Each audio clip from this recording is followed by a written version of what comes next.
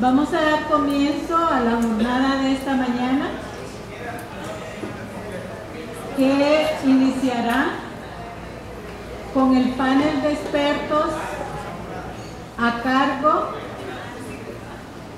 de nuestra vicerrectora académica, que creo ya todos conocemos su trayectoria académica. Ha estado al frente de nuestra vicerrectoría académica por varios años y tiene una amplia experiencia en el tema de la gestión académica. También registra un amplio historial en el campo de la investigación y en las publicaciones académicas. También nos acompaña la doctora Susan Francis, que ayer pues dimos lectura a su hoja de vida académica, con una amplia trayectoria como docente, como investigadora y con un amplio repertorio de publicaciones en el tema de la docencia universitaria y otros temas académicos. El doctor Armando Uceda, que también conocemos su trayectoria académica a nivel del Sistema Educativo Nacional, de la Universidad Pedagógica y de nuestra universidad, desde sus cargos en la dirección de esta universidad hasta el trabajo que ayer él mostraba y que ha mostrado en varias jornadas en su práctica docente. Así es que creemos que este panel nos va a aportar mucho en el tema central, que es la investigación, la docencia e innovación, tendencias en la universidad del siglo XXI. Cada uno de ellos dispondrá de 15 minutos para plantear su postura sobre el tema en reflexión, y posteriormente tendremos un espacio de interacción con los participantes esta mañana en la quinta jornada de innovación educativa. Daremos la palabra en primer lugar a nuestra vicerrectora académica, la doctora Rufilia Calderón Padilla. Seguidamente nos expondrá la doctora Susan Francis y cerrará el panel el doctor Armando Uceda. Así que, doctora, escuchamos. Pueden pasar al podio o pueden exponer desde la mesa, como cada uno de ustedes desee.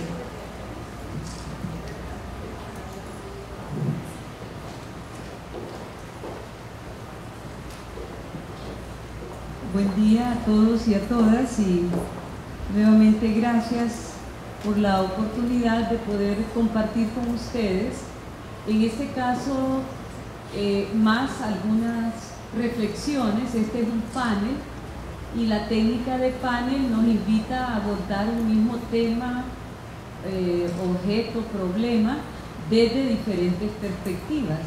Así es que en mi caso pues me puse a estudiar, a reflexionar sobre el tema y decidí compartir con ustedes una perspectiva, diría yo, más de corte humanístico, social, sobre el tema del panel, que es investigación, docencia e innovación, tendencias de la universidad del siglo XXI. Y argumento un poco por qué abordar el tema desde esta perspectiva humanística social. Primero, por coherencia con lo que planteábamos ayer en la inauguración de esta quinta jornada de innovación educativa, el tema del desafío y la responsabilidad que tiene esta universidad, y yo diría la universidad con mayúscula en términos generales, de la formación de ciudadanía profesional y de ciudadanos y ciudadanas profesionales. Y esto tiene una raíz profundamente ética, en donde, en ese sentido, más allá de las normas, de los procesos, de las regulaciones que son necesarias, lo central son los sujetos de los procesos, los sujetos que la norma viene a orientar en cuanto a una conducta colectiva, ¿verdad? O sea, la persona humana en toda su integralidad, en toda su complejidad también. Y el otro elemento o argumento de por qué esta perspectiva es porque la universidad, desde su concepción original, hace bastantes siglos, es una institución con una naturaleza histórica y social. Y eso es lo que ha condicionado a lo largo precisamente de la historia de la universidad las transformaciones o las reformas universitarias. Es decir, la universidad no es, como muchas veces asume la propia comunidad universitaria, una burbuja de cristal aislada de la sociedad.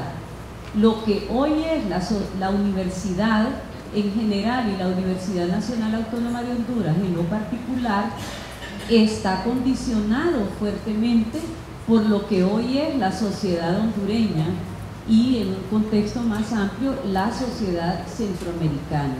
Por eso es que consideramos que esta perspectiva histórico-social para abordar el tema del panel también es relevante, porque nos permite entonces identificar que las tendencias de la universidad del siglo XXI están determinadas por las tendencias de la sociedad hondureña y de la sociedad centroamericana.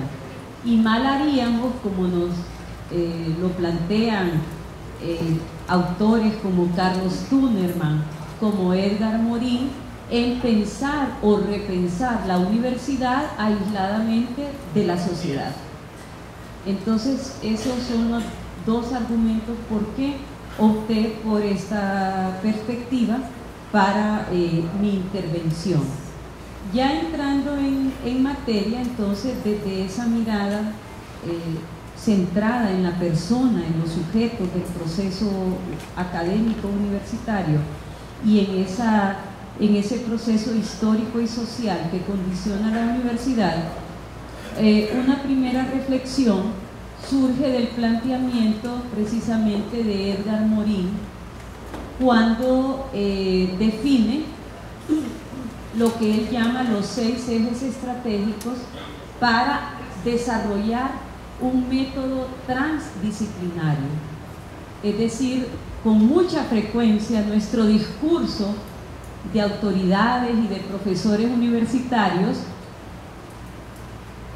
expresa que debemos avanzar hacia lo multidisciplinario, lo interdisciplinario y lo transdisciplinario. Y en esta jornada se ha hablado mucho de equipos interdisciplinarios, pero uno de los desafíos y tendencias que Morin plantea en todos sus escritos es precisamente la tendencia hacia lo transdisciplinario.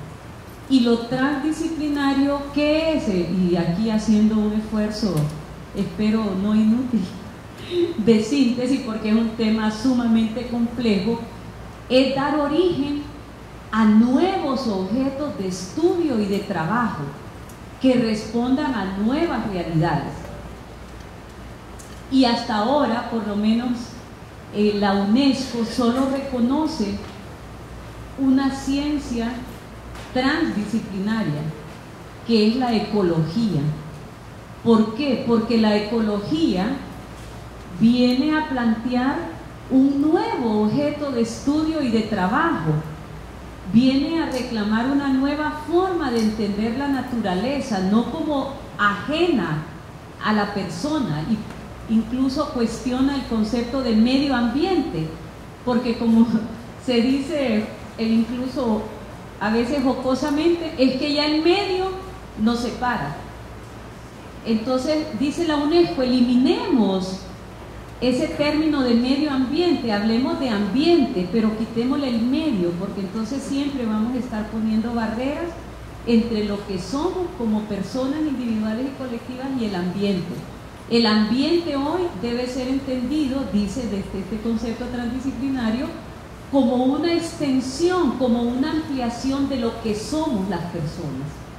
Por eso es que el ambiente y la naturaleza no deben de sernos ajenas, sino que son parte de nosotros mismos. Entonces, cuando uno escucha estos nuevos conceptos, nos damos cuenta que hay un nuevo objeto de estudio y de trabajo. que es el ambiente como extensión de la persona individual y colectiva.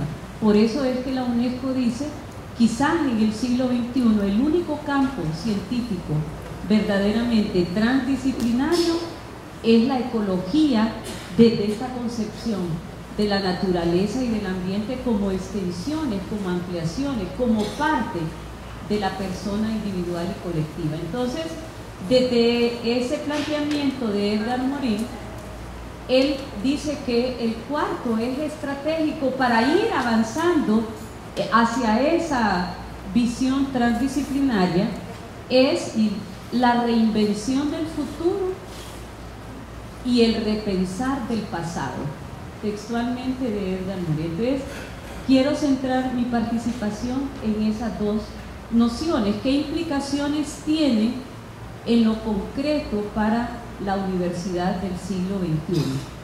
Lo primero es que cuando nos dice hay que reinventar el futuro, es un llamado claro a que siempre tenemos que estar viendo más allá de lo aparente, más allá de lo conocido, para ser universidad. Es decir, una universidad que lo único que hace es repetir lo ya conocido y solo mirar lo aparente, no es universidad del siglo XXI. Y cuando dice Morin que hay que repensar el pasado, es que la universidad desde sus orígenes es eso. Lo que pasa es que nosotros mismos, miembros de la comunidad universitaria, a veces perdemos ese norte y volvemos la universidad un espacio de repetición y un espacio donde lo que transmitimos y reproducimos son los fenómenos, son las apariencias. Y aquí retomo uno de los desafíos que la profesora Susan nos planteaba reiteradamente en su conferencia de ayer. Creo que lo tomé bien. La investigación y la indagación son las fuentes principales de la innovación. Entonces, ser universidad en el siglo XXI es ir abandonando la idea de que la universidad es para repetir y es para quedarnos solo viendo y estudiando los fenómenos, las apariencias. Por eso la investigación, porque al final, ¿qué es investigar? Es ir más allá de la apariencia, es ir más allá del fenómeno, es ir más allá de lo observable y empezar a preguntarnos por qué esto es de esta manera y no de otra. ¿Cuáles son los factores causales de este indicador de reprobación o de aprobación o de satisfacción o de innovación? Entonces creo que ese llamado de Morin yo lo tomo sumamente pertinente para ser una universidad del siglo XXI. Si somos una universidad que reinventamos el futuro y repensamos el pasado, posiblemente vamos a lograr ser más universidad en este siglo XXI. Porque hay evidencias de que universidades que han abandonado estas dos líneas han pasado a ser fábricas de profesionales. Lo que interesa es graduar. Ahora, si esos que estamos graduando, ¿qué impacto van a ir a tener en el desarrollo de la sociedad? ¿Cuánto van a contribuir a abordar y a transformar los problemas? Pero eso no interesa. Y tenemos casos paradigmáticos de universidades públicas que han caído en eso porque han abandonado esas dos vertientes que están en el origen mismo de la universidad. Y termino esta reflexión sobre esta idea de Morin con una frase también que la encontramos en varios de sus escritos, incluyendo el último de ellos, ¿verdad? Que era una pregunta que lo golpea a uno, hacia el abismo. Es una de las últimas publicaciones del 2010, ¿verdad? Donde precisamente aborda Morin las grandes tendencias de la sociedad en el siglo XXI. Pero termina, o una de las principales conclusiones de su libro, es que sí es cierto, las tendencias de nuestras sociedades pareciera que nos llevaran ya a la finalización de la historia, pero hay también evidencias de que en las propias sociedades está el germen creativo, el germen de transformación para evitar caer en ese abismo que muchos teóricos también nos lo anuncian.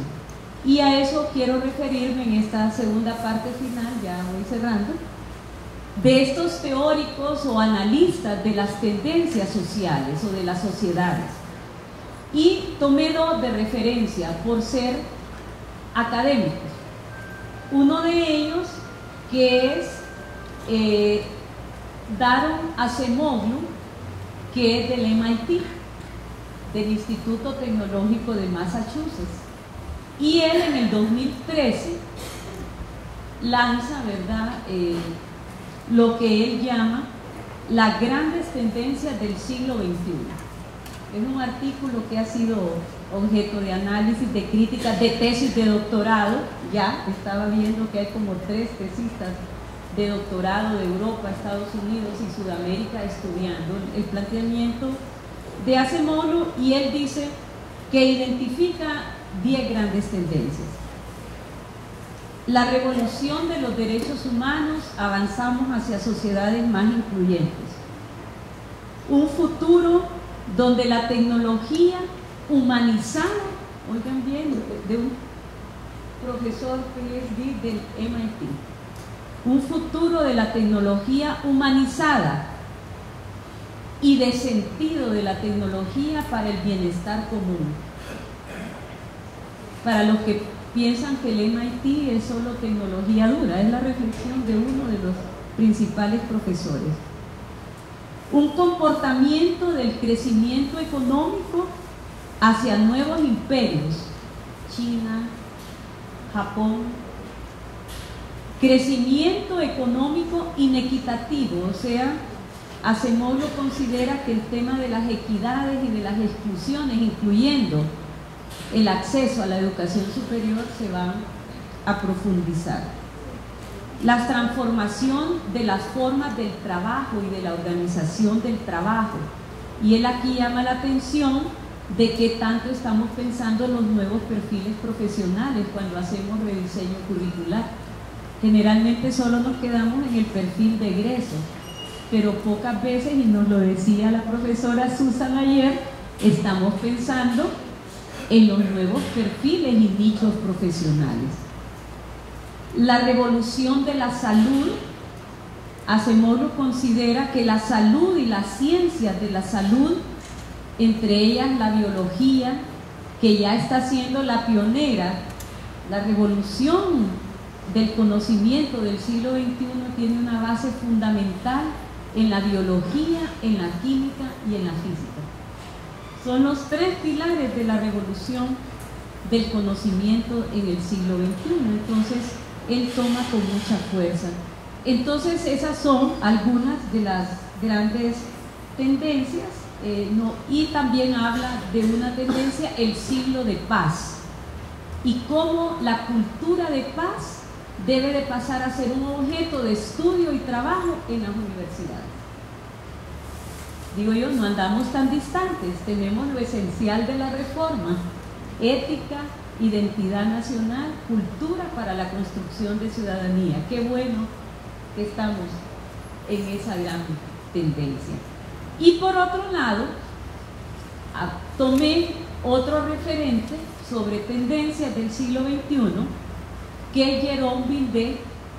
Él es el director de la Oficina de Análisis y Previsión de la UNESCO. O sea, vamos a ver la óptica desde un organismo de ciencia y cultura. Esta es una publicación, siglo XXI, tentativa de identificar algunas grandes tendencias, del 2009. pero él hace una reflexión, dice a 6 años de haber hecho el lanzamiento de esta publicación, y el escenario es negativo, fundamentalmente desde este autor de la UNESCO.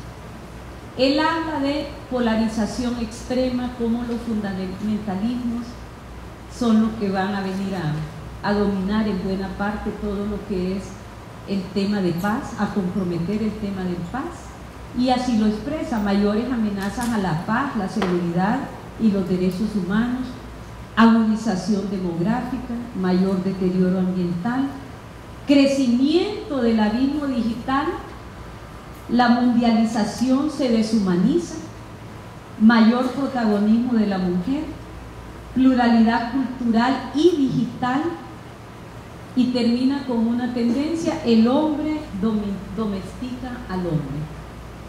Pero inmediatamente, ese es el primer capítulo. En el segundo capítulo posiciona la esperanza y los escenarios posibles desde la universidad. Entonces tomo 2 y con esto cierro.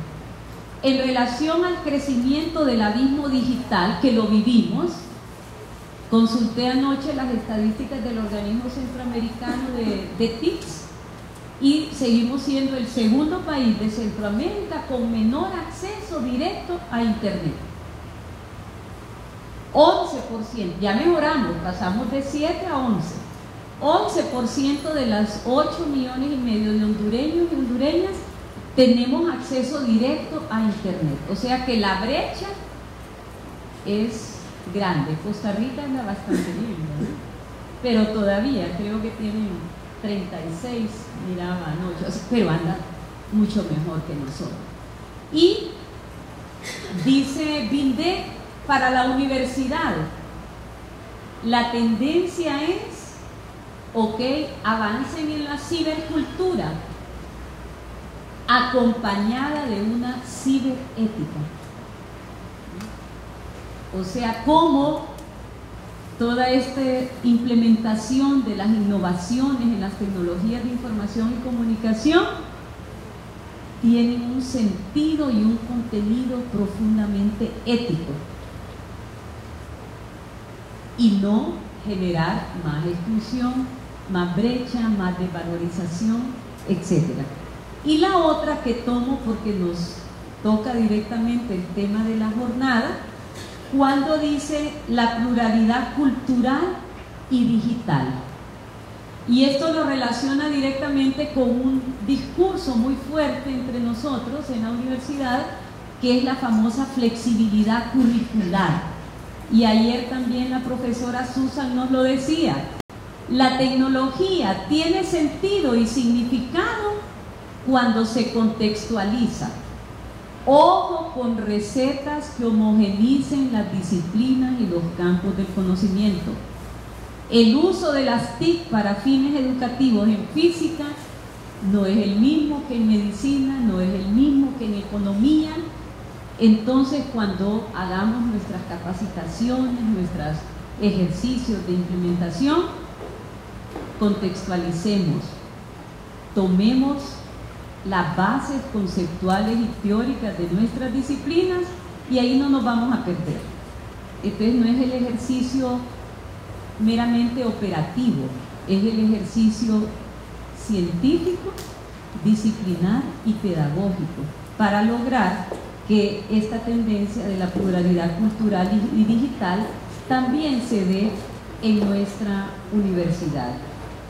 Y finalizo retomando otra frase de Morín que hago mía humildemente, cuando nos dice precisamente en este libro Hacia el abismo: en las sociedades y sobre todo en las universidades existe un gran potencial creador, pero lo más importante en el siglo XXI es que el individuo, el intelectual, tiene que despertar y tiene que desplegarse.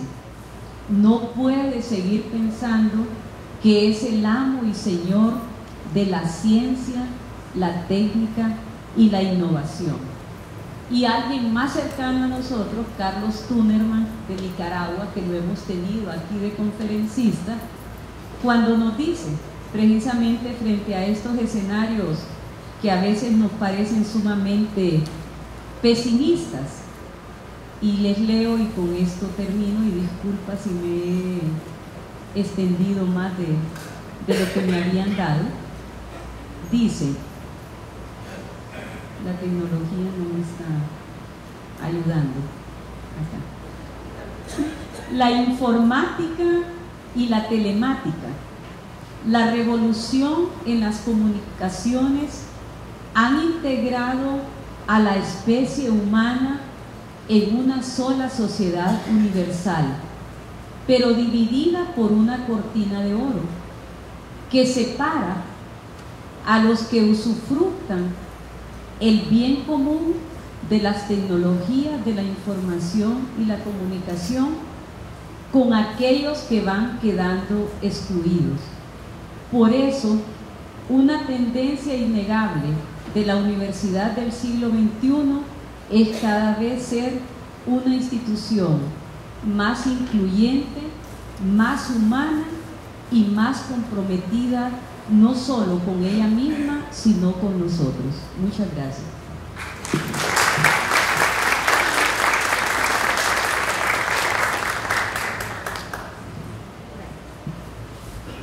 Bueno, muchísimas gracias. Buenos días a todos y todas nuevamente. Creo que el contexto que doña Virgilia nos ha dado me hace a mí básicamente tratar de afinar las ideas que yo traía para hoy, para no ser reiterativa, porque creo que el contexto que nos ha marcado a nivel del papel de la universidad en las nuevas tendencias en el siglo XXI nos deja muy claro dos componentes para mí. La noción de que la universidad evidentemente debe constituirse y reconocerse como una organización sobre todo humana y por lo tanto pensada para el desarrollo de la humanidad. Y dos, la responsabilidad que le plantea por lo tanto esa condición en el recrearse y crearse constantemente, en el pensarse todos los días y en el evidentemente no poderse quedar pensando que lo que está haciendo hoy lo está haciendo bien y no lo tiene que cambiar. O sea, básicamente esas dos condiciones que trato de leer dentro de lo que nos acaba de exponer, nos pone un desafío, una cantidad importante de desafíos sustantivos. No voy a repetir algunas de las ideas que ya la doctora Rutilia planteó. Sí pienso que hay algunas ideas ya más enfocadas en la parte docente que sí me gustaría compartir, pero que me parece son consecuencia probablemente de la coherencia y de la consistencia y de mi acuerdo con las ideas que planteó la doctora Rutilia. La primera es que yo sigo insistiendo que la universidad en este momento y quienes la conformamos tenemos que entender la investigación y la innovación como partes cotidianas de nuestro quehacer. El día de ayer, tanto la maestra Larisa como el doctor Michael, cuando hacían sus exposiciones, hablaban de los procesos de investigación que ellos realizan sobre la docencia que ellos realizan, de los procesos de investigación sobre las áreas de desarrollo que ellos forman. O sea, la investigación es una práctica cotidiana de la docencia. Y eso nos pone, evidentemente, a la Universidad Centroamericana a replantearnos cómo es que concebimos la docencia, cómo es que hemos pensado la universidad y cómo concebimos la docencia. Es evidente que esta noción de que el ser docente es un ser investigador por naturaleza, docente universitario, nos plantea la primera fuerte tendencia para nuestra universidad latinoamericana. O sea, ¿cuál es mi papel como constructor de la universidad? Primero, a nivel del siglo XXI, soy formador de ciudadanos para la incertidumbre. Primera clave, no puedo dejar de investigar porque no puedo formar para algo que no sé qué es. O sea, la formación que yo doy no tengo garantía de que va a ser igual que hoy. Tengo que investigar, tengo que formarme, tengo que indagar. Además, soy constructor de conocimientos porque la sociedad expresamente le pide a la universidad que se convierta justamente en un espacio que alumbre, que ilumine, que oriente, que nos indique cómo nos podemos construir como sociedad. Pero la pregunta es, bueno, si yo como docente soy constructora de conocimientos, ¿cuáles son los conocimientos para una sociedad que yo quiero que sea más justa, que tenga más equidad, que sea más humana? ¿Para qué estoy desarrollando esos conocimientos? ¿Para qué estoy construyendo esos conocimientos? ¿Para quiénes? ¿Para nosotros mismos? ¿Para nuestro claustro? ¿O para nuestras sociedades? Pero además, si yo miro esas dos anteriores, estoy pensando que una tendencia fundamental en este momento para la docencia es formarse para transformar. Si formo para lo que no sé qué va a hacer, si construyo conocimientos para una sociedad más humana, necesariamente me tengo que formar para transformar. De la indagación y de las lecturas y de las experiencias que yo compartí, parte de las cuales ayer tuve el espacio, uno aprecia algunas tendencias dentro de la universidad que son sustantivas.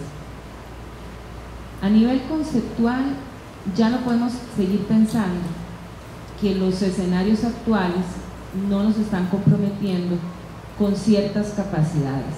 O sea, cuando nos dicen que tenemos que formar para la incertidumbre, nos están diciendo que quieren que ayudemos a formar ciudadanos que sean capaces de abordar información con una postura crítica y que sean proactivos.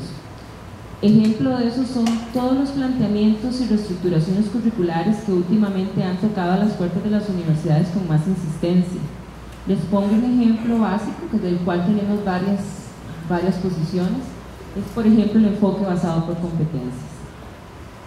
Promovido por diferentes instancias, por diferentes organismos, visto desde diferentes enfoques y paradigmas, pero sin embargo lo que está detrás de él es el reclamo evidente de que nosotros como universidades estuvimos focalizando la formación solo a ciertos sectores y dejamos por fuera otros.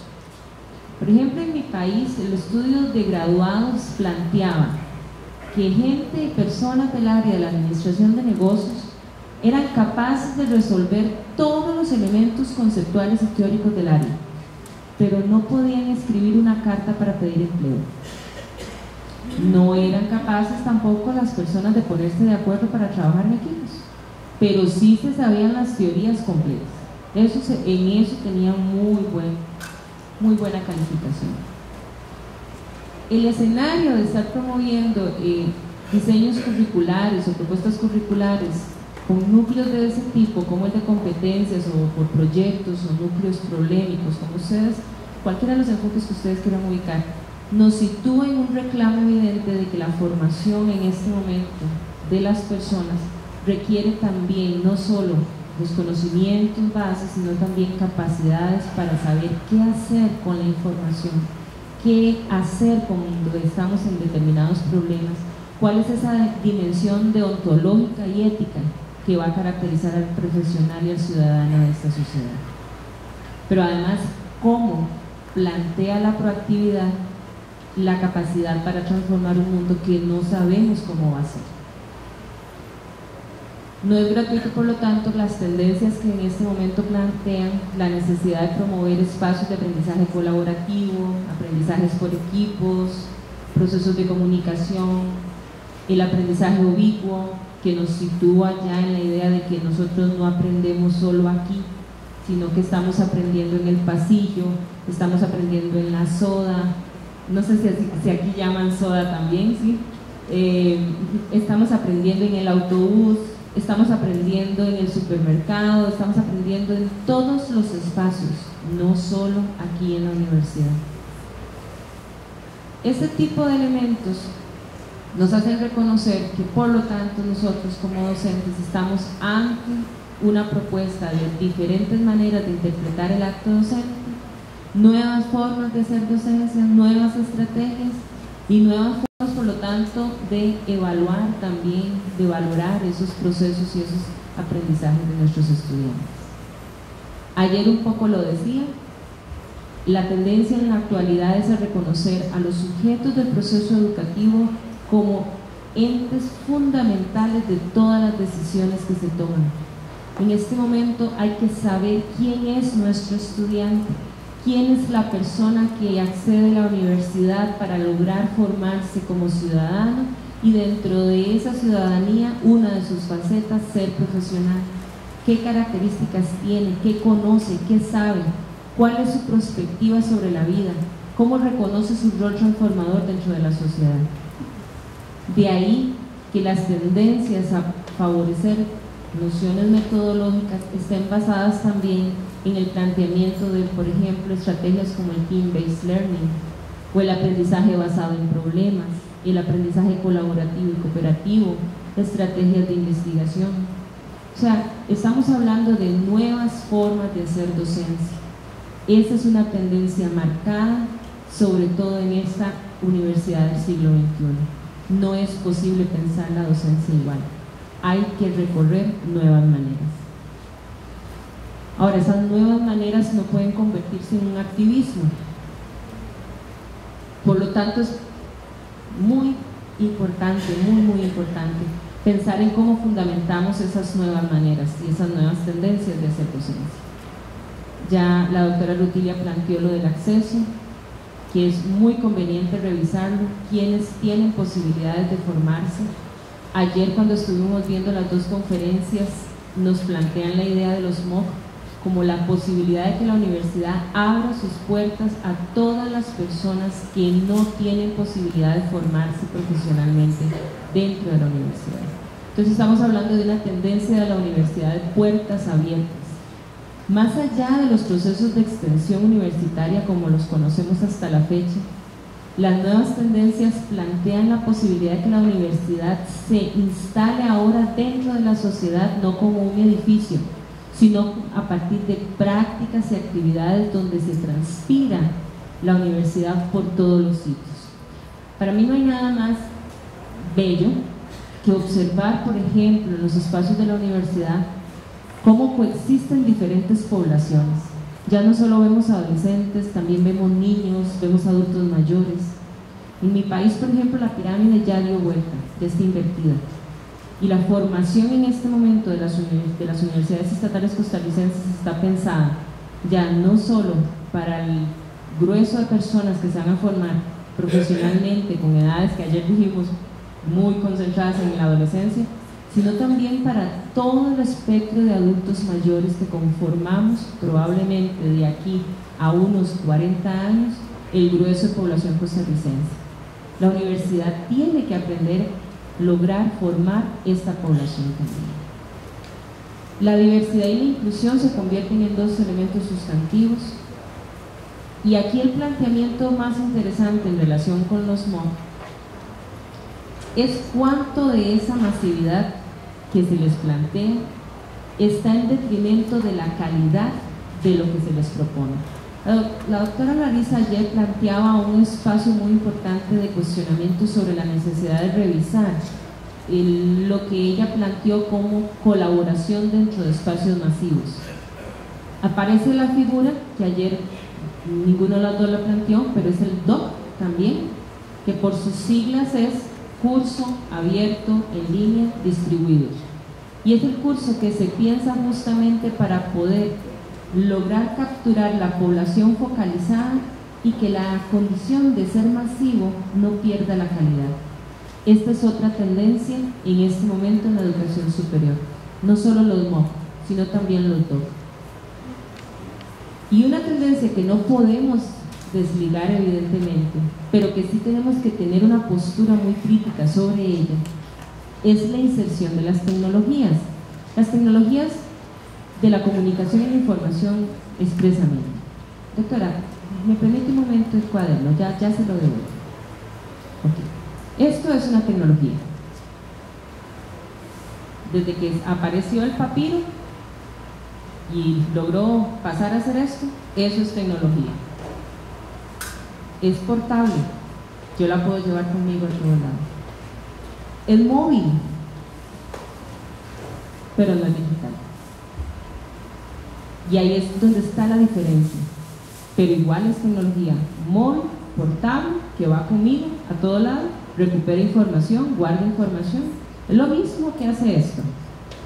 Es más, esta no está conectada a internet, por lo tanto funciona igual que esto. Ok, entonces ¿cuál? Ahora sí, gracias. ¿Cuál sería expresamente la diferencia de las tecnologías actuales? Sobre ellas hay muchos elementos que se vienen comentando y se vienen planteando, muchos elementos de estudio que se han establecido.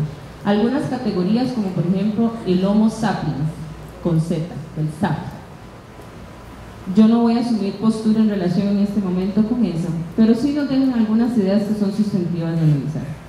Nuestras generaciones de jóvenes vienen con una actitud acrítica sobre lo que hace la tecnología.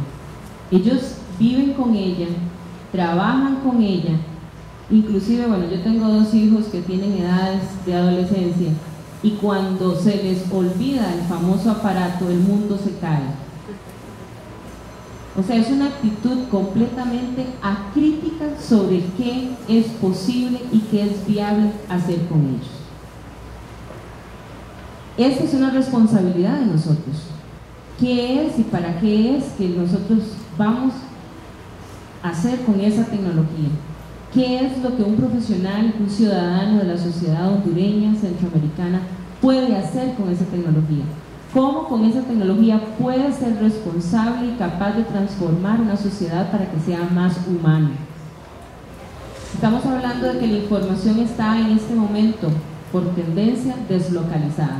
Justo antes de iniciar hablábamos que como nosotras, Marta y yo, inclusive el día de ayer hablábamos de hacer encuentros en un espacio con cierta información, encontrar en el contexto del SUCA algunos elementos, y de pronto la doctora Rutilla hoy temprano nos dice, ya existe en el SUCA, la información está deslocalizada, no tenemos acceso a ella de manera lineal, sino que ahora es divergente, es recursiva, la forma en que accesamos la información no es lineal.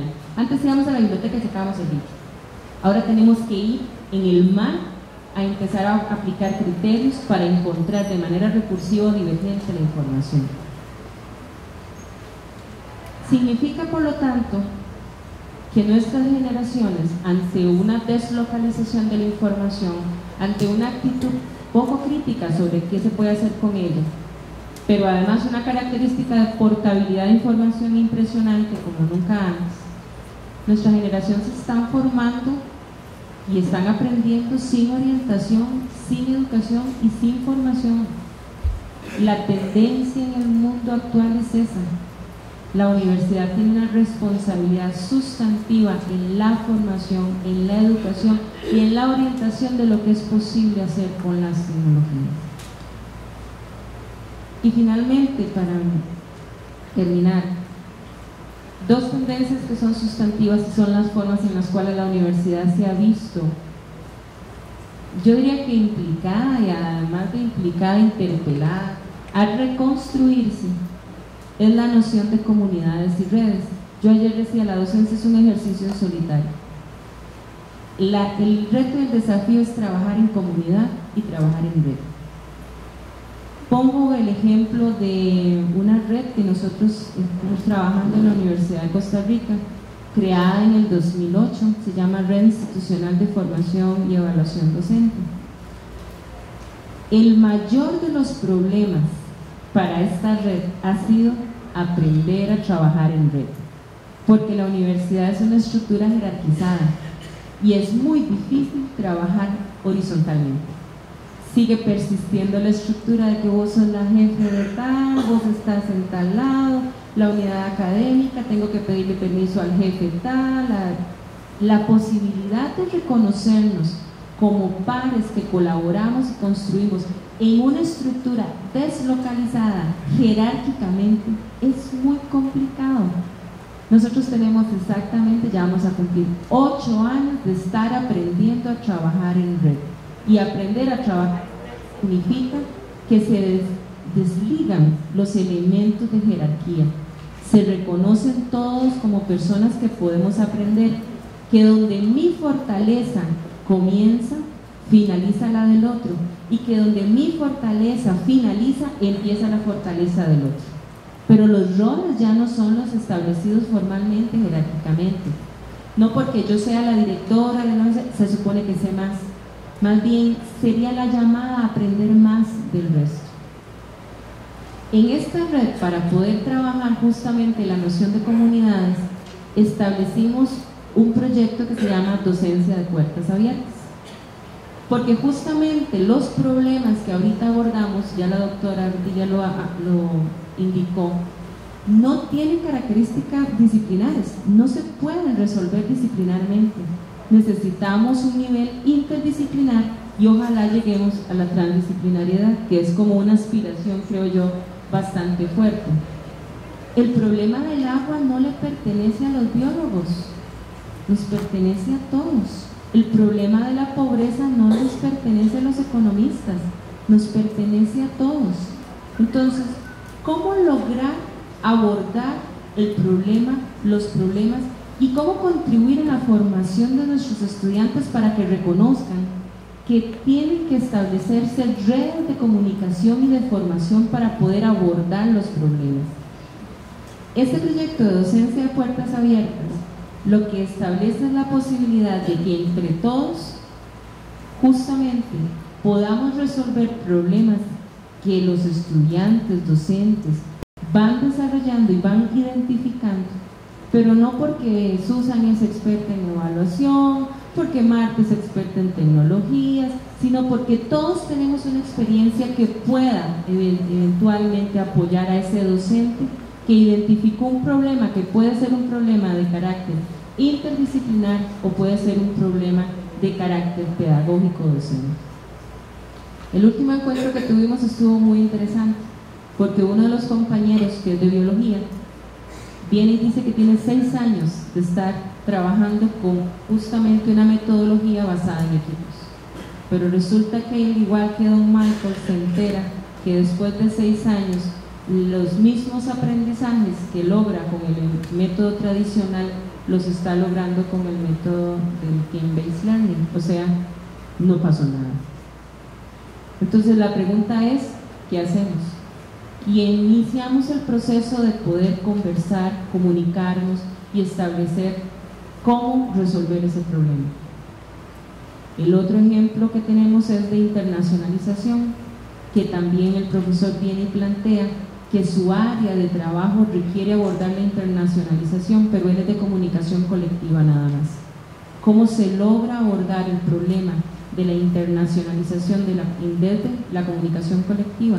Entonces, abro sus puertas a otros para establecer equipos interdisciplinarios para trabajar la internacionalización desde el espacio de la biología, desde el espacio de la economía agrícola, desde el espacio de la ingeniería eléctrica, y genera una estructura de investigación sobre la internacionalización apoyando al profesor de comunicación colectiva.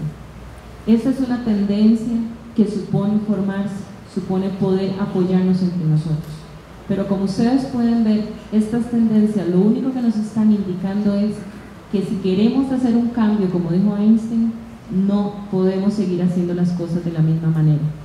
Hay que cambiar la forma de hacer docencia. Muchas gracias.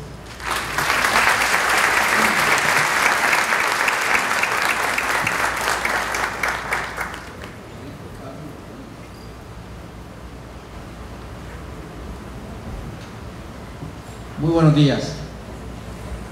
Primero,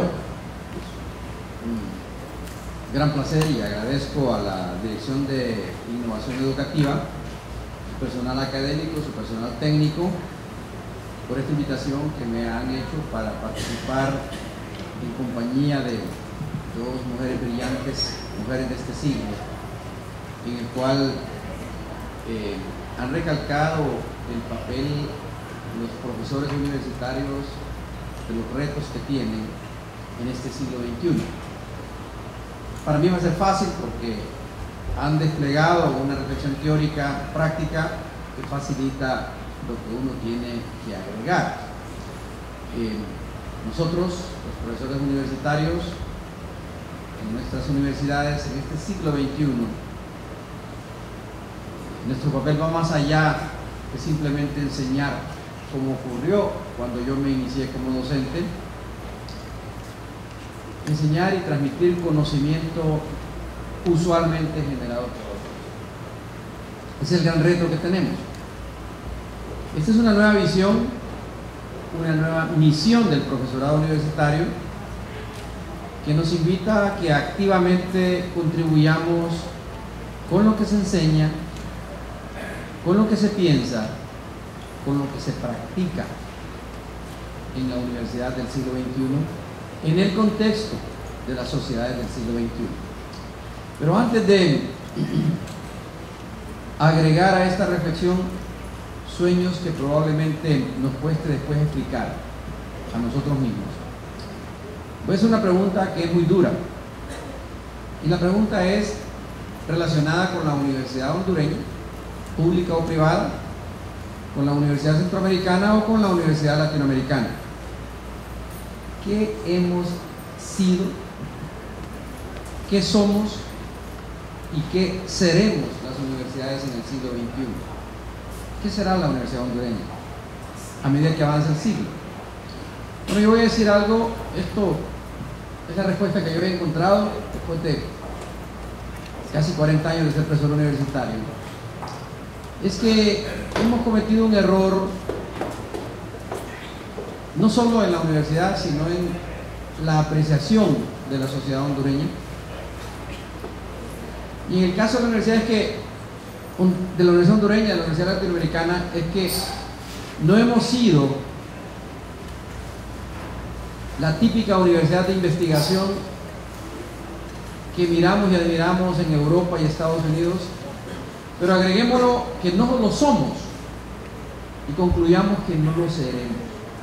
No somos Europa, no somos Estados Unidos, no somos del Japón, somos América Latina. Y ahora voy a explicar ese argumento, porque una cosa es verlas como benchmark, como referencial, y otra cosa es decir que aspiramos a ser como ellas. No lo vamos a hacer. Miremos el caso norteamericano. Mientras hablamos acá, existen en los Estados Unidos más de 4.000 universidades. Y Estados Unidos es el país que tiene el mayor número de centros de educación superior. Pero cuando nosotros le ponemos la lupa a ese número, encontramos que las universidades que realmente son las llamadas universidades de investigación no pasan de 60 en número. O sea, 60 instituciones norteamericanas constituyen la universidad de investigación de los Estados Unidos, y eso representa cerca del 2% de la universidad norteamericana. Hay entonces 98% de las universidades norteamericanas que nosotros no tomamos como referencia cuando hablamos del mundo universitario, sino que nos referimos a Harvard, Stanford, MIT, la Universidad de California del Sur, Colorado, Texas, las mega universidades estatales. Pero ese no es el prototipo de la universidad norteamericana. Y si nos vamos a Europa, el patrón es el mismo. En Alemania, las universidades que marcan la pausa, el ritmo de cómo se mueve la industria alemana son pocas. En Francia igual, en Inglaterra igual. España está pagando el precio, pero se está moviendo muy rápido, pero está pagando el precio de los años en que Franco dirigió ese país. Ese 2% de la universidad norteamericana es la que produce, las cifras lo dicen con claridad, el mayor número de PhD, de máster y de postdoctores, que son las credenciales terminales del docente universitario del siglo XXI. Entonces nosotros venimos a decir que la universidad norteamericana no tiene sus grandes retos, etcétera, y que no cumple con el papel de formar la cantidad de doctores que necesita para desarrollarla. Pero cuando nosotros movemos la lupa a la inversión que la sociedad europea y la norteamericana y la japonesa y Corea del Sur ahora hacen en el capital intelectual que van a formar en las universidades, nos damos cuenta que la evolución política de nuestras sociedades en América Latina no es esa.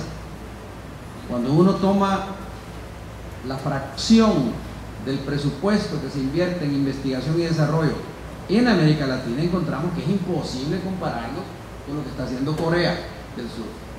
Y que no basta con que hagan una reflexión bonita, que diga que si lo hiciéramos como los coreanos, o que lo hacemos como los japoneses, o como los españoles. No, no depende de la universidad únicamente. Depende de que haya políticas de largo plazo que decidan invertir en este momento para cosechar más adelante. ¿Qué quiere decir más adelante en este contexto?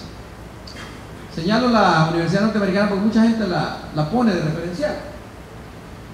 La gran revolución académica de la Universidad Norteamericana viene de finales del siglo XIX, transita por el siglo XX y empiezan a recoger sus frutos en los años 60, años 70, que es cuando logran alcanzar el concepto de universidad de investigación que Alemania había ya desarrollado y que le permitió producir la cantidad enorme de conocimiento intelectual que hoy disfruta la humanidad.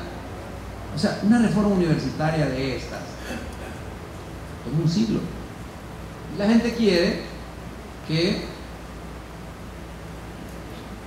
en 5 años, en 4 años, en 8 años, en 12 años, ya se mire el sistema universitario totalmente transformado y con estándares de clase mundial, compitiendo con las universidades que tienen muchísimos años. La Universidad de Costa Rica no es centenaria, pero le ha tomado medio siglo a ese país invertir en educación para que tenga los estándares que tiene ahorita. En el nivel centroamericano son los estándares de clase mundial.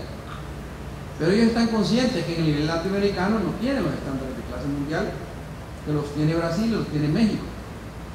Pero México y Brasil están conscientes que no están entre los 200 instituciones de nivel superior que tienen estos estándares. Entonces, es de poner la perspectiva correcta. Ahora, la Universidad Latinoamericana tiene otras características distintas a la Universidad Europea, a la norteamericana, y en alguna medida es hermana de la Universidad Norteamericana, pero es hija de la Universidad Europea. Es hermana mayor. Cuando en el predio donde funciona Harvard y MIT, lo que había era territorio sin poblar, ya existía una universidad en San Marcos, en Lima, en Santo Domingo y en México. Sus genes son los mismos. La diferencia está en que sus metas son diferentes, porque su contexto es diferente y porque responden a sociedades diferentes. Pero el tamaño de la letra U de la Universidad Europea, japonesa, coreana, hondureña, la latinoamericana, el tamaño es el mismo. Son universidades tan grandes la una como la otra, en la medida en que atiendan las respuestas del contexto. En primer lugar, local, que les da vida, porque su sangre está ahí. Y en segundo lugar, que tengan la capacidad de superar las fronteras de su país, de su región, y empezar a tener la conectividad mundial de ideas que caracteriza al mundo universitario. La universidad en su concepción general es la misma, es la institución que mejor entiende la realidad nacional y la realidad internacional, sea que esté en Austin, Texas o en Bogotá, con una gran diferencia. Colombia produjo al genio de la literatura, Gabriel García Márquez, a ese escritor genial, pero Austin compró los documentos originales, porque esa universidad compró una copia de las 6 primeras Biblias, compró los documentos de Borges, de Orville Borges, ese genio de la literatura latinoamericana, y la familia de García Márquez decidió vender a la Universidad de Texas a ese instituto que tiene en Austin y no dejarlo en Bogotá, por la simple y sencilla razón de que en Austin están los expertos mundiales que saben cómo los curadores, cómo cuidar un documento de esa naturaleza. Porque García Márquez dejó de ser colombiano, Siguió siendo colombiano, pero pasó a ser universal, lo mismo que Borges. Entonces, ahí está la diferencia, cuando invierten, cuando se tiene el recurso y la convicción de que eso es importante, entonces se puede pensar en una universidad. Una cita que encontré interesante es de un expresidente de la Universidad de California, en el sur de California. La universidad en su concepción general es la institución que mejor entiende la realidad nacional. ¿De acuerdo?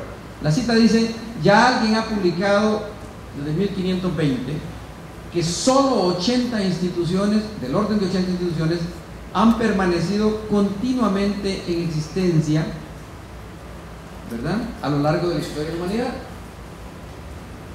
Notoria, la Iglesia Católica; notorio, un par de parlamentos europeos.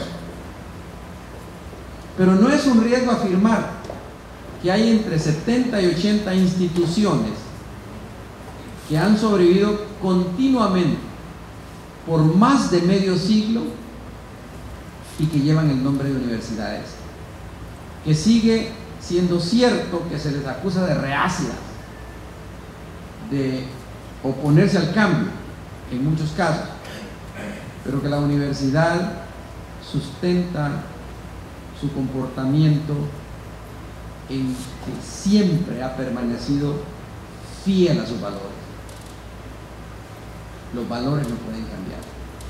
Usted puede cambiar su enfoque tecnológico, cambiar muchas cosas, pero su convicción de que está para que crezca en comunión la humanidad no la puede perder, no lo puede perder la universidad. Por eso es que en el mundo universitario es prohibido terminantemente ocultar el resultado del conocimiento. Tiene que circular. Bien, dirán ustedes, el profesor usted está defendiendo la Universidad de Desarrollo. No, yo estoy diciendo que valiosísima es nuestra universidad si no perdemos la perspectiva. La economía norteamericana está impactada por los migrantes desde que nació Estados Unidos. Desde que nació. Llegaron por razones religiosas muchos ingleses, franceses, etc. Y ahora están llegando por razones económicas muchos europeos de Europa del Este, muchos asiáticos y muchos latinoamericanos. Bien, ese es un problema interesante para el mundo universitario. Nuestro director, ustedes dirán, bueno, eso podrán entenderlo los investigadores de Harvard o los investigadores de California o los investigadores de la Universidad de París, pero nosotros acá, pobres inditos, lo que tenemos es hambre inmigrantes. Yo quiero decirles, no es cierto.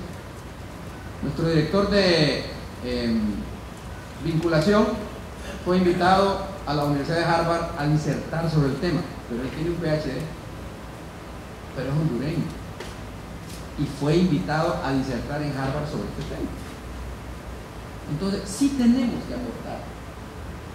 Y ese tema de los migrantes hay que investigarlo, porque está la gente reaccionaria norteamericana que dice: trátenlos duro, que les cueste, porque ese es lo que sostiene al migrante como un gran empleado, la clandestinidad y la necesidad de no ser descubierto.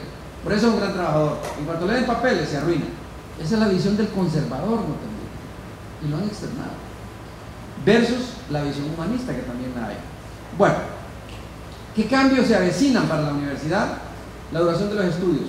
Ojo, ya no es suficiente el primer grado universitario. Nuestros hijos ya van por la maestría, algunos por los programas de doctorado. ¿Cuál es el problema que tenemos?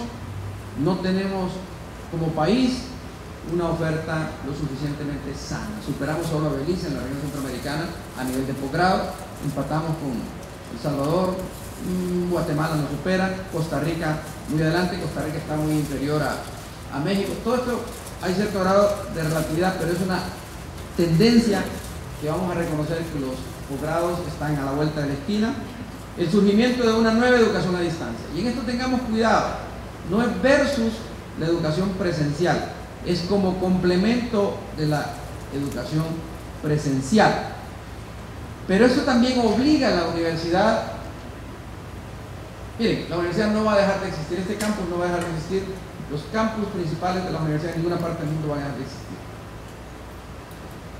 Ahí va a pasar el tercer nivel de desarrollo, que es el nivel de los posgrados, el nivel de las maestrías, de los doctorados y los postdoctorados. Probablemente muchos de los trabajos de formación de pregrado se va a hacer en línea y el campus central va a ser el corazón, nos dice este profesor de la Universidad de California, el corazón, el palpitar se va a dar en el nivel central. Pero el sistema circulatorio lo va a poner la educación a distancia para llegar a todas partes, ¿verdad? Vamos a sobrevivir, ¿no? Aquí también va a estar nos decía la doctora, el simpático, el sistema que hace que los pulmones del cuerpo humano, el corazón palpite, etcétera, va a estar en el campo central. La sobrevivencia va a estar en el campo central. La cobertura con calidad va a llegar a través de la universidad a distancia. Y luego el tercer cambio de importancia es que no miremos a la universidad pública como una universidad que vive de la dádiva estatal. Las grandes universidades públicas del mundo venden su conocimiento, no lo regalan. Aquí hablábamos con la profesora Rutilia, yo estuve en el gobierno también, uno le paga a los consultores extranjeros para que vengan a hacer estudios y paguen dólares en buenas cantidades. Y les quiero decir, los préstamos que vienen en alguna medida amarrados, porque hay cláusulas que dicen, sí, cuando el país X le da a Honduras este préstamo, pero hay que hacer un estudio de factibilidad y ahí dice en instituciones que sean del país X. Así lo dicen, ¿verdad? No hay. Y va a incluir el salario del funcionario en el país X, que es el visto bueno, etc. Nosotros regalamos en la universidad nuestro trabajo. Estatal no tiene gratuito.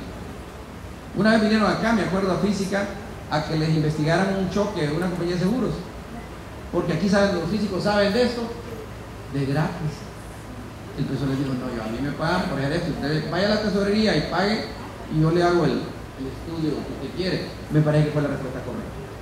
Bien, por último coincido en el cambio más importante, que es el cambio de la interdisciplinariedad. Este es el cambio duro. Y mientras hablaban ustedes, me acordé de la metáfora de la ranita, de la rana cocida. La rana que, la fábula esta, que lo usan mucho en los estudios de complejidad. Miren, si a la ranita la meten en agua helada no se sale, y si le van subiendo la temperatura al paso al recipiente no se da cuenta y muere cuando la temperatura es insoportable. Por eso es que los cambios bruscos a veces son necesarios. Cuando la rana la meten en el agua hirviendo, brinca y se salva. El país está en agua hirviendo, compañeros. Ese es el reto de nosotros. No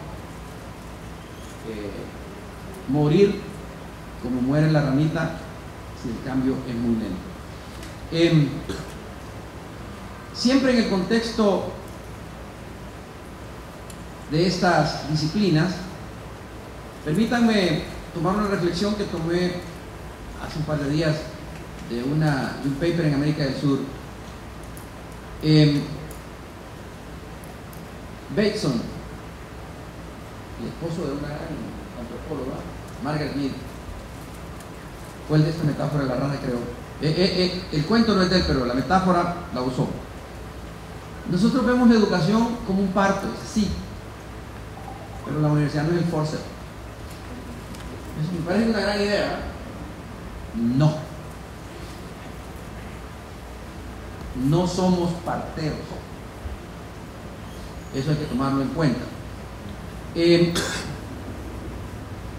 Nosotros no somos el alumno. Nosotros somos los docentes universitarios, la administración universitaria.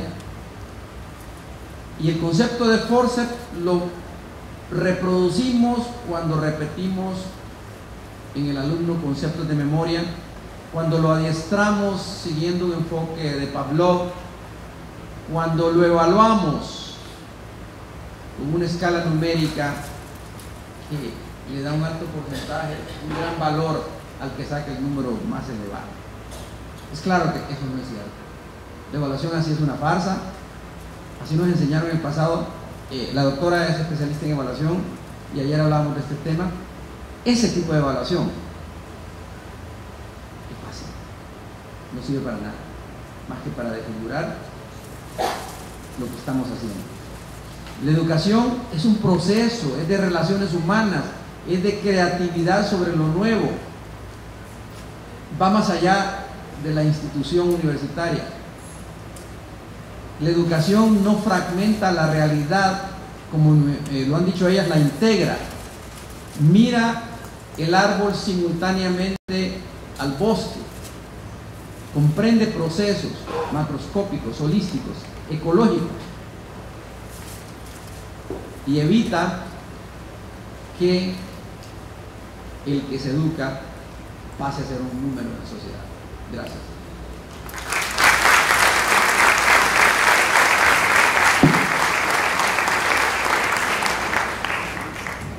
Muchísimas gracias a nuestros 3 panelistas, la doctora Susan Francis, la doctora Rutilia Calderón y el doctor Armando Eusebio. Disponemos de escasos minutos por si hubiese alguna interrogante, algún breve comentario para nuestro equipo de panelistas. Si alguno de ustedes tuviese algún interrogante, tenemos edecanes a ambos extremos para que puedan facilitarles el papelito y ustedes poder plantear alguna consulta a nuestro equipo de panelistas. Bueno, para ir avanzando en estas 2 interrogantes, hay una consulta, una interrogante dirigida a la doctora Susan sobre si pudiese ampliar, aunque el espacio es reducido, sobre los aspectos relevantes que han marcado este proceso de conformación de trabajo en red en su universidad. Y luego otra dirigida al Pleno que dicen: ¿creen ustedes que nuestras universidades hemos dejado de ser referentes? Entonces pasaría a la doctora Susan y luego a la doctora Rutilia y al doctor Armando sobre esta segunda interrogante.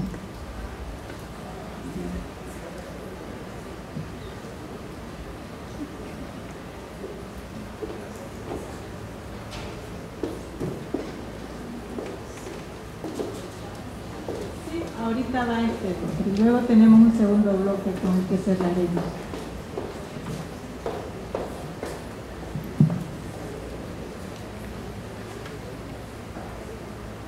Marta, me consulta lo de los elementos para conformar el trabajo en red.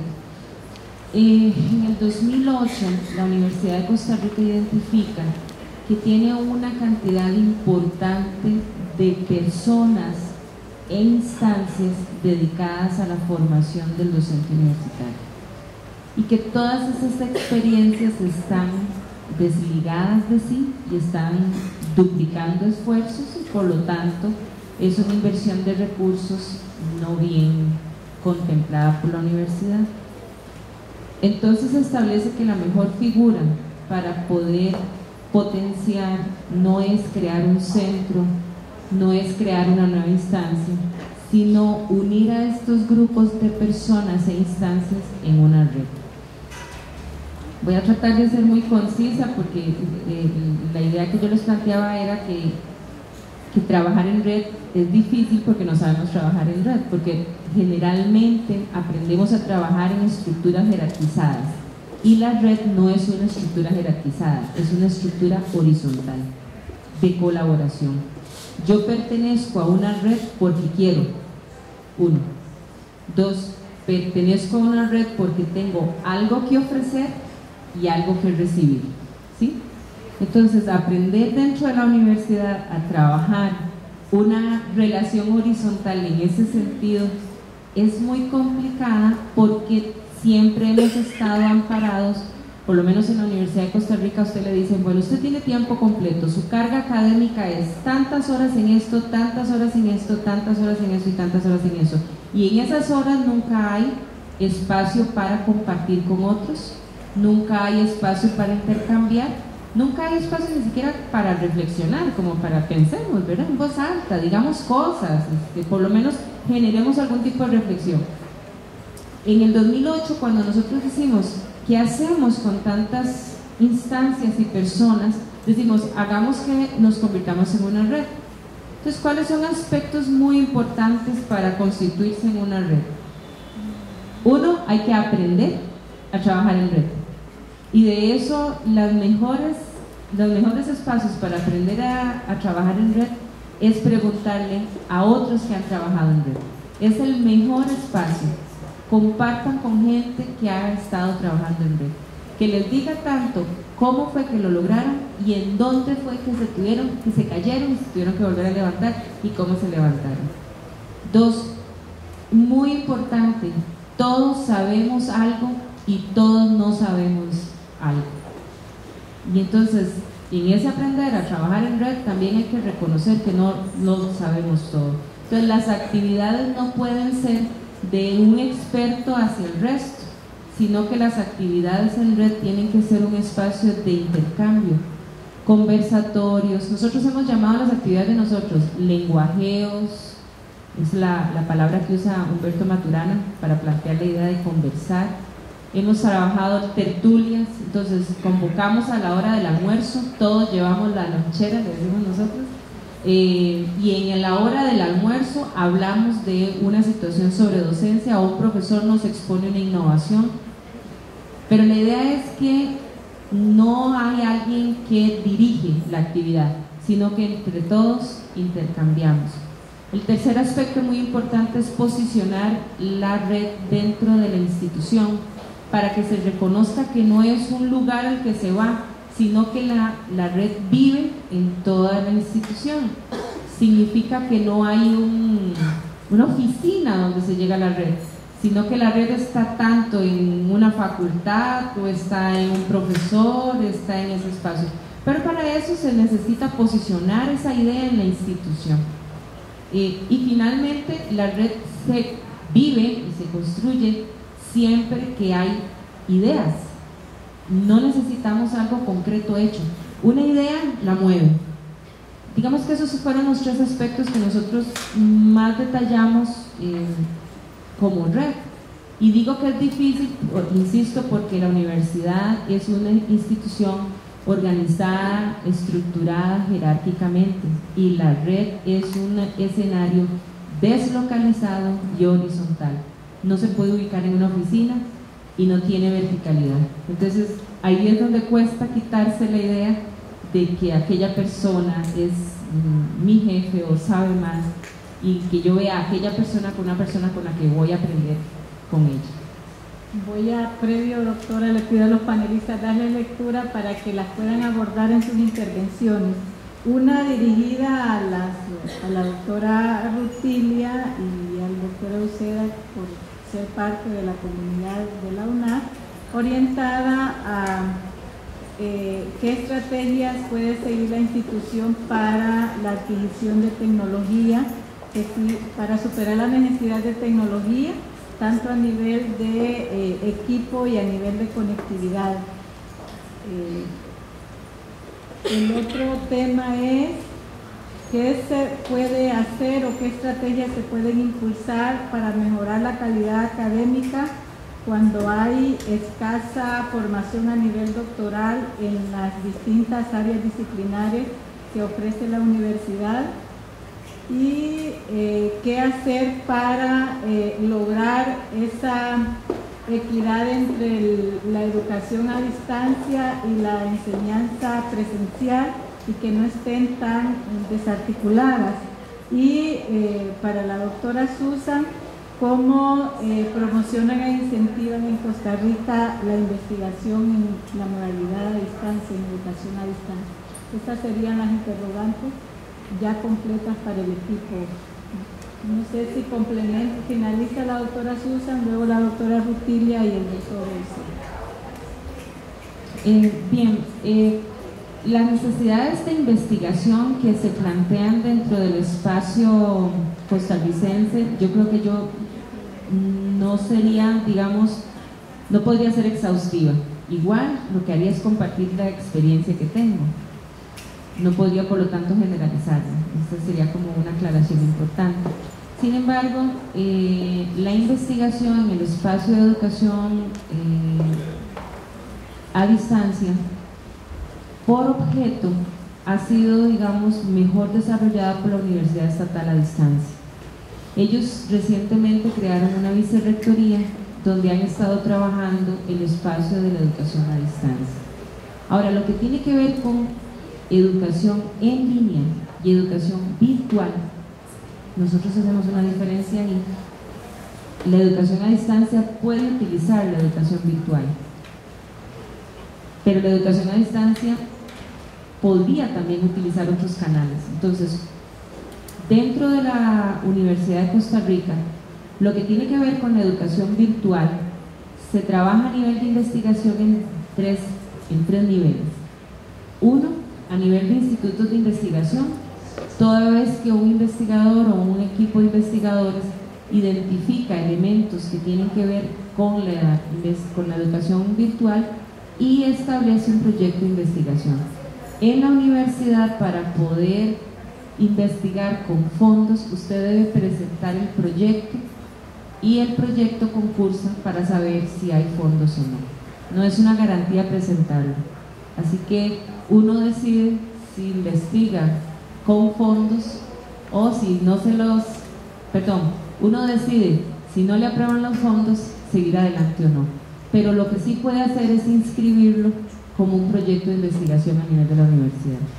El segundo nivel es a nivel de seminarios de graduación, y esto es cuando se involucran estudiantes de todas las áreas que quieren trabajar procesos de investigación sobre educación en línea o educación virtual.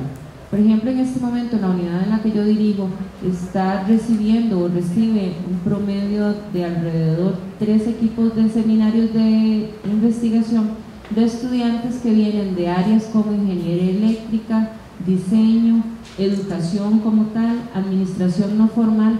Estos 4 equipos están desarrollando investigaciones sobre la educación virtual en la Universidad de Costa Rica. Estos generalmente son estudiantes que desarrollan en grupos junto con otro profesor proyectos de investigación. De estos grupos, un grupo muy importante no necesariamente visita las instalaciones, pero sí desarrolla investigaciones de alto nivel, como son cuando están incorporados en maestrías académicas o en doctorados. La Universidad de Costa Rica tiene varias maestrías académicas. Una de ellas es la maestría en docencia universitaria y una de sus líneas es justamente la investigación sobre educación en línea o educación virtual y el uso de las tecnologías. Aquí en este momento, en la actualidad, yo reconozco a 2 personas que están haciendo investigación en relación con la educación en línea. Y en el caso del doctorado, que también es un espacio importante de investigación, existe una línea de investigación fuerte donde hay importantes desarrollos investigativos en este momento sobre el uso de las tecnologías.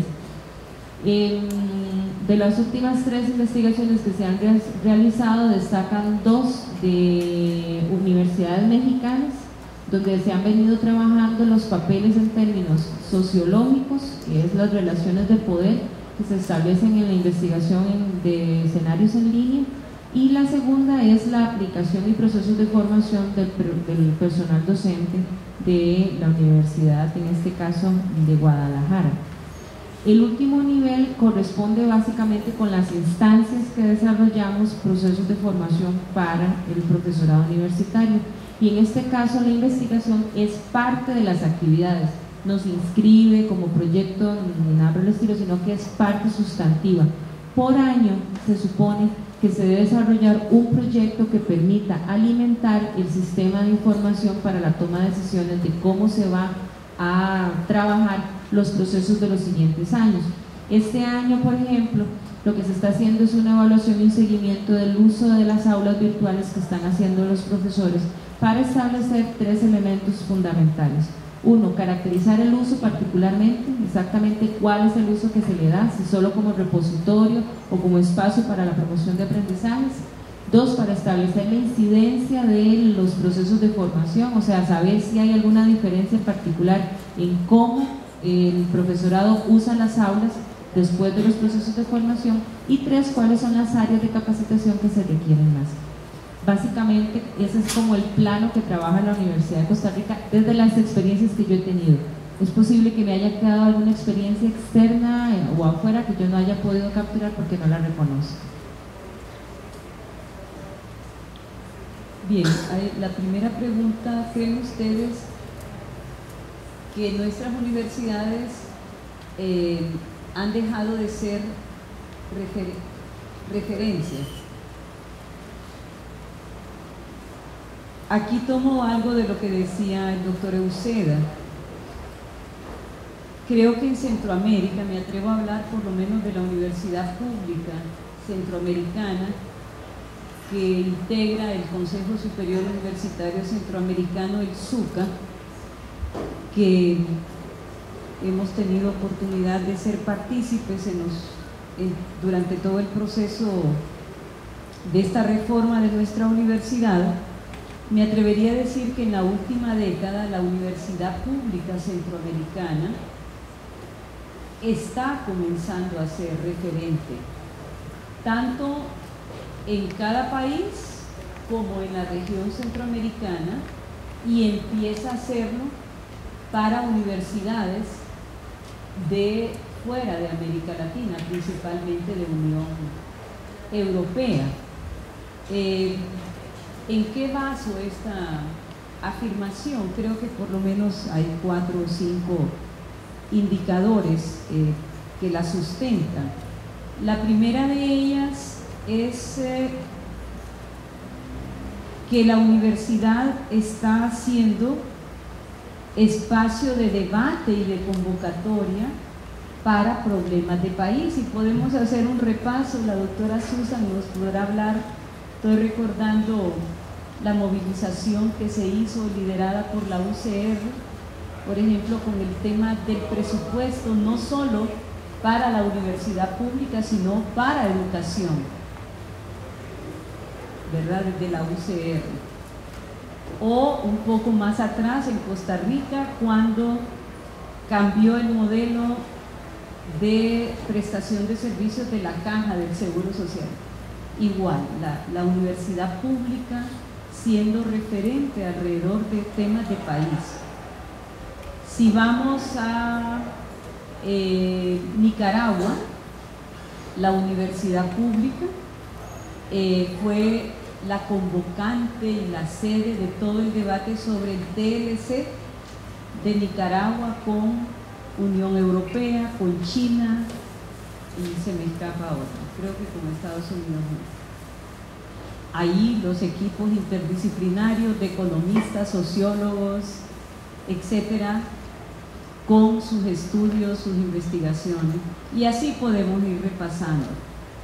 Creo que en ese sentido el constituirse la universidad en un espacio de debate sobre problemas y temas de país y de región nos hace afirmar que más bien estamos siéndolo. Y nuestra universidad, les pongo rápidamente 3 temas de país sobre los cuales desde la universidad se está incidiendo en la toma de decisiones.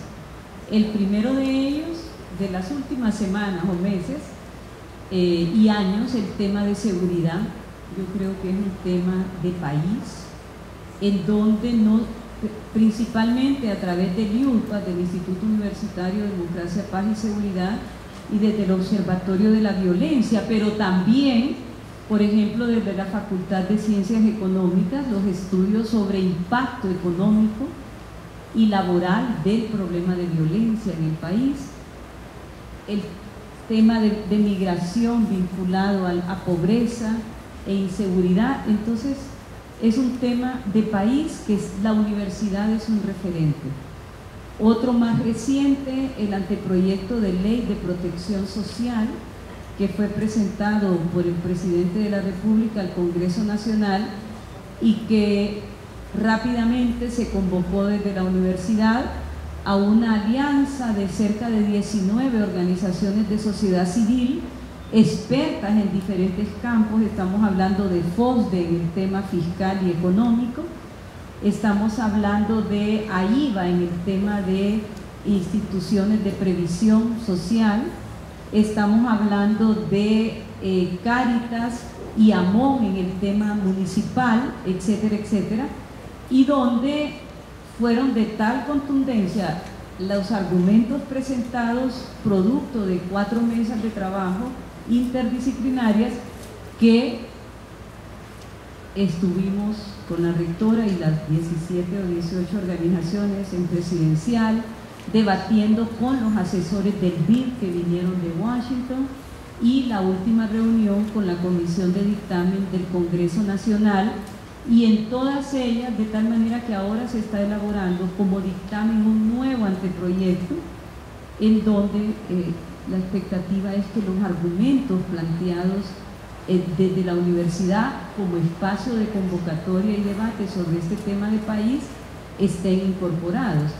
Y el otro tema también, que es lo del tema de educación, una nueva ley fundamental de educación. Quizás lo más visible es esto de la conversión de normales, pero que va más allá, tiene que ver con cuál es la formación, la orientación de política pública sobre la formación del profesorado en todos los niveles educativos, incluyendo el nivel de educación superior, que nadie los está formando. Ayer usted planteaba con mucha contundencia, y es así, que todos somos buenos médicos, ingenieros, económicos, pero eso no nos hace buenos profesores universitarios además. Entonces, y lo hablábamos hace poco con el doctor Euseda, que tiene que ver incluso con cuál va a ser la oferta de esta universidad. ¿Va a seguir siendo solo pedagogía o hay que entrar al tema de ciencias de la educación a nivel de doctorados, a nivel de maestrías, etc.? Entonces son temas de país donde la universidad está incidiendo y está aportando. ¿Pero por qué? ¿Qué hace que la universidad tenga, no solo la hondureña, ponía ejemplos de Costa Rica, y así podría enumerar de Guatemala, de El Salvador, donde estuve hace una semana, en temas de país también? Y primero, porque estamos empezando a lograr que la universidad, con U mayúscula, estudie e investigue sobre la realidad de país y de región centroamericana. Otro elemento, creo yo, es porque estamos comenzando a revalorizar y a posicionar el sentido crítico que es propio del espacio universitario frente a propuestas, estudios, leyes, políticas que se están planteando, ¿verdad? Entonces no es solo decir, están privatizando no. Vamos a utilizar el sentido crítico de argumentación, contraargumentación, a construir argumentos que sustenten por qué la universidad considera que no es la mejor propuesta, que no es la mejor ley, que no es la mejor política, la mejor estrategia, etc. Y otro elemento es que estamos comenzando a ser propositivos, o sea, estamos pasando de la crítica a las propuestas. Entonces creo que sí estamos comenzando, y ojalá, diría yo, esa tendencia la mantengamos y la fortalezcamos. Estrategias para incorporar tecnología en la universidad. Aquí creo que una tarea pendiente es que somos de las pocas universidades centroamericanas, y me atrevo a decir la única universidad del país que tiene una política en tecnologías aprobada por la Comisión de Transición. El otro día que estaba organizando mi oficina encontré el documento y se llama así: Política de Incorporación y Gestión de Tecnologías de la Universidad Nacional Autónoma de Honduras, con una visión al 2025, pero que creo, y aquí autocrítica, la hemos abandonado. De manera que la incorporación tecnológica se vuelve más, incluso a veces, un tema de debate y de disputa de los pocos recursos que tenemos, a ver quién logra que la incorpore, no un tema planificado con un plan maestro para Ciudad Universitaria, para los centros regionales, que es lo que la política dice. Entonces creo que hay que retomar esa política, hacer una evaluación, actualizarla, pero la fortaleza es que la tenemos. Que no la hemos implementado es otra cosa. estrategia para impulsar la calidad académica en una universidad y en un país con escasos doctorados. Allí hay dos prioridades de desarrollo académico debatidas y aprobadas aquí en este espacio donde se reúne el Consejo Universitario, y es educación técnica superior y posgrados. Aquí veo a la directora Lina de Choluteca, que están en los debates, el doctor Kiev. Eso está aprobado y estamos en un proyecto piloto en la Facultad de Ingeniería, en donde incluso revisamos la semana pasada con la rectora y la secretaria ejecutiva de Desarrollo de Personal. 237 plazas salieron a concurso la semana pasada. ¿Se imagina el impacto de un relevo docente con 237 nuevos profesores en todos los campos del conocimiento? Pero cuando nos pusimos a revisar, profesores auxiliares con licenciatura, no puede ser. Más de lo mismo. Es que no hay. ¿Dónde dice que no hay? Cuando hicimos un llamado para ingeniería de expresiones de interés, miren, nos sorprendió que incluso gente avalada por la universidad para Erasmus Mundus, con doctorados en áreas de prioridad para el país, que estaban trabajando en una fábrica, y se presentaron. 18 PhDs en campos de energías renovables, recursos hídricos e hidráulicos, ¿cuál era el otro? Química de productos y procesos no contaminantes. El único campo donde no se presentó nadie fue en minas y suelos, pero en los otros 9 campos priorizados por el Consejo. Entonces, esas son las prioridades, y tenemos la gente. Nos llegaron 8 currículum de gente así, con doctorado ya, trabajando en Estados Unidos y en Europa, que quieren venir a trabajar a la universidad. Ya se les mandó la propuesta financiera, vamos a ver si aceptan. Pero 8 PhDs hondureños y hondureñas queriendo venir a trabajar a la universidad, y no a Tegucigalpa, incluso a centros regionales. Ciencias del mar recibimos 2, por ejemplo, de Finlandia, una hondureña en Finlandia y otro en España. De manera que está priorizado y se está trabajando en la estrategia que ya aprobó el Consejo Universitario. Y sobre articulación de modalidades, lástima que hay mucho público en ese sentido, entre comillas, porque al mismo tiempo nos decía la doctora, ya quisiera yo en la UCR un auditorio lleno como este. Está recién salido de imprenta la publicación de la serie de la reforma universitaria sobre la respuesta de la UNAM a los desafíos de la educación a distancia, o sea, la política institucional sobre educación a distancia.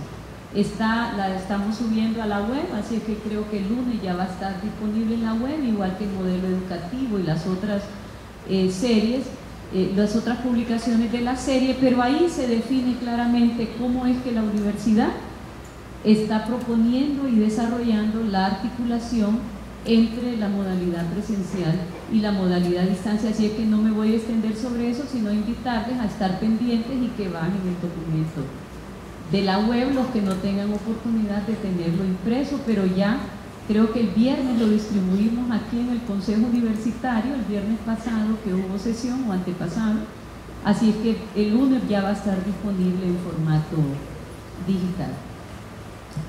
Muchísimas gracias. Es fácil, nuevamente, porque ya abordaron con propiedad las preguntas que se han hecho.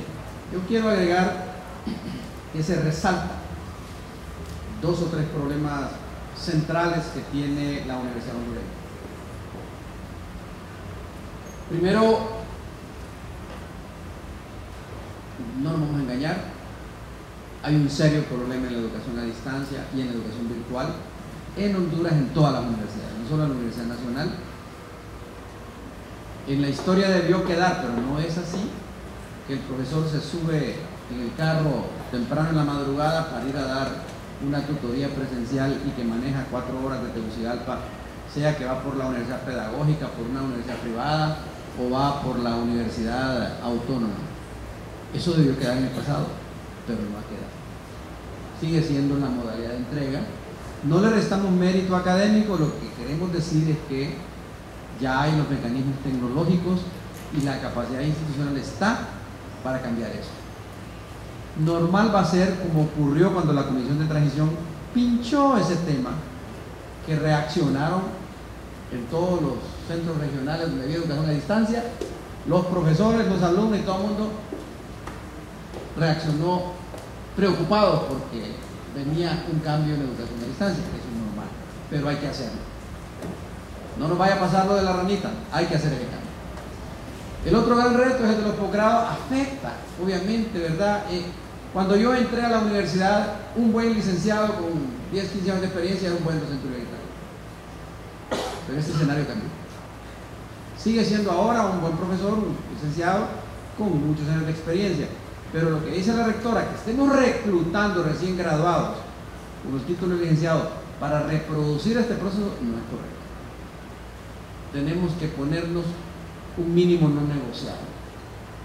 El mínimo no negociable, haciendo la utopía norteamericana, es un postdoctorado de 3 años, dicen los norteamericanos. Usted quiere venir a estas 60 universidades que le he mencionado, tiene que mostrar que ha estado internado 3 años después de su doctorado en un equipo de investigadores.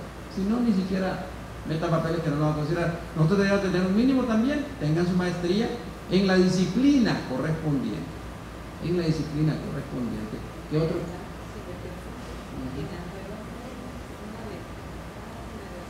Le digo que, si me permiten, las nuevas normas académicas, una vez publicadas en la Gaceta, que ya entiendo se fueron, el requisito de ingreso de todo nuevo profesor a esta universidad es tener maestría.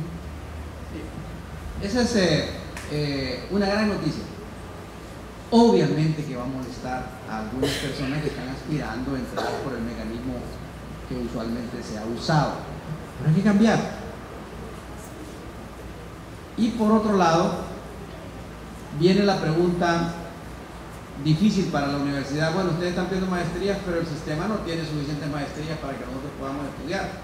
Y son tan caras que puede estudiar quien trabaja y ya tiene 40 años de edad, porque la gente recién graduada, y tenemos muchos en física que son muy buenos, van a tener ingresos que se le va la mitad en pagar la maestría, entonces no tiene novia, ni se casa, ni compra carro, ni casa, porque o tiene el título de máster y se queda soltera o soltero, o tiene condiciones. Entonces, son un montón de factores. Entonces, la universidad necesita abaratar sus costos para los académicamente brillantes que aspiren, no para todo el mundo. Ojo, ayer donde viene el precio y se hace la diferencia.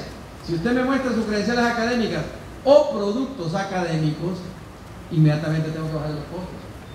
Aquí se presentaron ayer 6 mujeres, 6 muchachas, que de acuerdo al criterio que nos trajo la doctora, vienen saliendo de la adolescencia o están terminando la adolescencia. Están entre 23 y 26, 27, 28 años. Y un varón. En el mundo desarrollado los ven y dicen: véngase, le vamos a dar beca, usted no se preocupe, van a cazar alumnos. Es al revés, van a buscarlos. Yo he dado clases en Estados Unidos, en Austin, Texas, mientras hacía mi postdoctorado fui profesor, y tienen igual o más talento que el promedio del estudiante que se graduó en la escuela norteamericana. Es decir, allá tendrían las puertas abiertas, en Europa, en otros lados, pero el país pone recursos para eso, y el 6% no es suficiente para eso. Tiene que haber una inversión privada que es nula en educación superior, si no es que comercialmente va a utilizarse para crear otra universidad. Pero que venga una empresa y diga: voy a becar a 20 jóvenes talentosos. ¿Por qué? Porque necesito tener responsabilidad social empresarial. No ocurre. Entonces, son 2 problemas que menciono. Hay que modernizar el sistema de educación a distancia. Tienen que participar los compañeros que están en educación a distancia, pero tiene que haber un enfoque, una invitación a que no nos pase tanto el posgrado como el otro, lo de la ranita. Cierro porque hay muchas preguntas. En el tema tecnológico, miren, cuando la Comisión de Transición llegó con Nancy Soler, una muchacha en aquel entonces de unos 20 y tantos años, se hizo una investigación para ver cómo estaba la universidad en materia de uso de nuevas tecnologías y se contó hasta la última computadora que había. Estoy hablando de hace 9 años. Esa investigación se hizo hace 8. En ese entonces, esta facultad Química y Farmacia tenía una PC para servicios administrativos, 0 para atender a los estudiantes. Economía tenía, con contribución de los estudiantes y una cosa que habían hecho, una sala, creo, o 2 de cómputo para trabajar. Hay una facultad, la más grande era la más grande que teníamos nosotros. Medicina casi no tenía. Lo que la gente argumentaba era que ahí en su casa van a tener computadora. Física, sí teníamos dos salas, pero ingeniería andaba floja. Ahora, con todo y que no se siguió al pie de la letra lo de las políticas, ustedes se van a la universidad en Ocotepeque y entran al telecentro de Ocotepeque y yo les puedo garantizar que hay pocas universidades en el mundo que tienen una sala como la que tiene Ocotepeque, como la que tiene Roatán. Se los digo con propiedad porque conozco el tema y lo he perseguido. La gente ni cree que esté en Honduras cuando entra ahí. ¿Por qué? Porque con todo y todo, esa política de reducción de desigualdades sociales que se puso cuando se hizo la descripción de lo esencial de la reforma, se empezó a usar. No va a ser en 2 años, pero en unos 10 años vamos a tener algunas medidas. Finalmente, en el tema tecnológico, mire, nos vamos a sacar siempre que no estamos a la altura de otros países, pero todo, al final, miren, todo el valor de la tecnología no está en que sea producto Apple, que sea producto Dell, que sea esto, no. Miren, ¿qué es más caro? Lo que hay en una hoja escrito, o el iPad, o el micrófono que yo tengo en la mano. Eso es relativo. Si esta hoja que tengo es el palimpsesto de Arquímedes, que se perdió 1000 años y que fue subastado por más de $1 millón hará un par de años, ese palimpsesto es más caro. Pero la tecnología que usaron para armar ese palimpsesto es comparable con la de Apple, o con la de cualquier electrónica. La gente, miren, era tan difícil tener una hoja de papiro que en los palimpsestos escribían, usaban la hoja y de ahí la machaban, le ponían algo transparente y escribían en dirección perpendicular para hacer que las ideas trascendieran. El palimpsesto de Arquímedes quedó, encima le escribieron algo religioso y se perdió por mucho tiempo, hasta que hubo un académico que vino, le puso la luz y dijo, atrás hay algo que parece importante. Obviamente que con esto lo que quiero decir es, esta iPad no es tan importante sino por lo que yo le escribo, no porque los técnicos de Apple hayan puesto acá, no, es por lo que yo le escribo. Esta hoja de papel es importante no porque usamos una fotocopiadora, sino por lo que está escrito a mano por la persona que formuló la pregunta. Eso no lo debe perder el docente universitario. No es la tecnología, es el docente que use la tecnología el que va a hacer la diferencia. Gracias. Muchas gracias a nuestros panelistas. El tiempo es siempre nuestro mayor enemigo. Quedaron algunas preguntas, se las voy a trasladar a la doctora Rutilio. Tenemos vías electrónicas y espacios donde pudiesen utilizarse para dar respuesta a ellas. Voy a entregar los diplomas de participación a nuestros 3 panelistas, a la doctora Rutilio Calderón, a la doctora Susan Francis y al doctor Armando Uso.